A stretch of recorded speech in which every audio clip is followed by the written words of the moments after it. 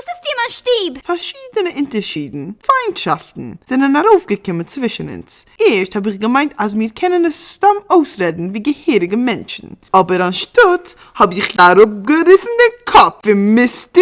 Honey Bunny. Bart, das gewinnt dein beliebte Kindschaftsspielzeug. Ah, Mr. Honey Bunny! Ah!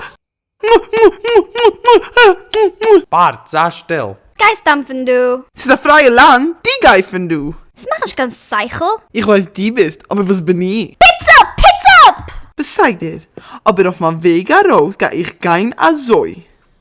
Und ob die wirst geschmissen, ist es dein eigenes Schild. Okay, dann muss ich unheiben zu stößen in einem Lift, also. Und ob ein Teil von dir wird umfüllen in dem Lift, ist es dein eigenes Schild.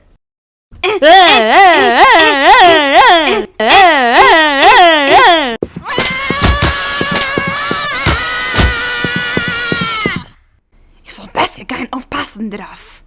Aber Homer, ess nicht auf dem Kirchen. Okay. Jetzt Kirchen, ihr reist am Gein azoi.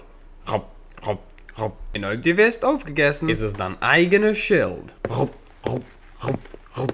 Da, au! Ah! Au! Ah! Mann! Lass mal ab damit.